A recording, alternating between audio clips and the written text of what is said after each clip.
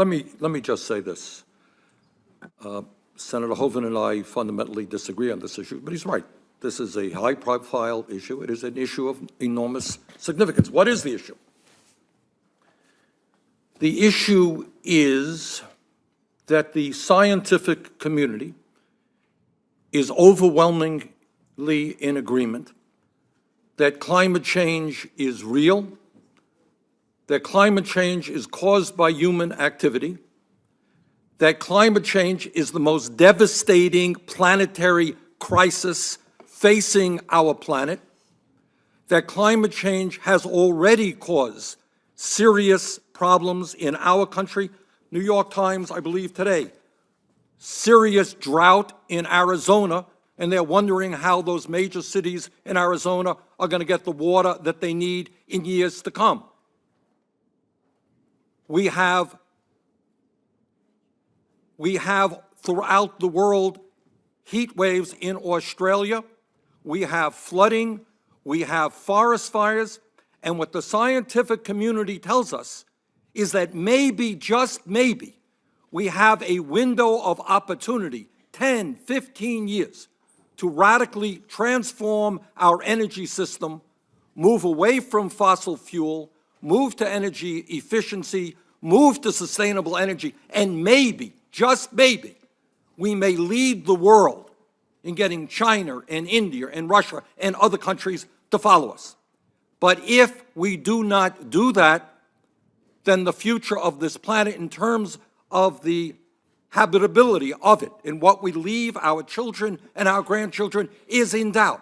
And here's my prediction, Senator Hoeven, that 15, 20, 30 years ago, when people read the transcripts of this hearing, what they're going to say is, what were these people talking about?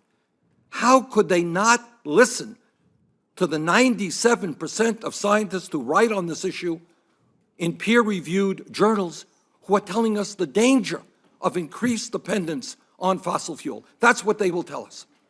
And I don't. I have 7 grandchildren and 4 kids. And I want to at least be able to tell them I am doing my best to move this country in a very different direction in terms of energy. Interestingly enough, and I'm going to go back to that hearing in the Environmental Committee right now, there are 4 former Republican EPA administrators, William Ruckelhaus, Lee Thomas, William Riley, Christine Whitman. And they're down testifying as we speak as Republicans, saying that maybe the Republican Party might want to wake up and look at science.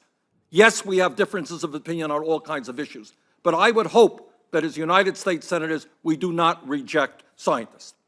And if we approve the Keystone Pipeline, the dirtiest oil imaginable, what we say to the entire world, don't believe anything anybody says about climate change. We're just kidding. They're good speeches. But really, we are more interested in protecting the big energy companies. Senator Hoeven talked about special interest. Well, he's right. Let me tell you about the special interest who support the Keystone Pipeline. There's the Koch brothers pouring hundreds of millions of dollars into elections right now. There's ExxonMobil trying to confuse people and start phony front groups about whether or not climate change is real. There are special interests. But these are people who are pushing the pipeline and trying to prevent us from doing what we should be doing in terms of transforming our energy system. So I think this is a very pivotal vote, a very important vote, but it goes way beyond one pipeline. It is whether or not we are going to be serious in transforming our energy system and leave this planet for our kids and grandchildren in a way that we will be proud of. Thank you, Madam Chair.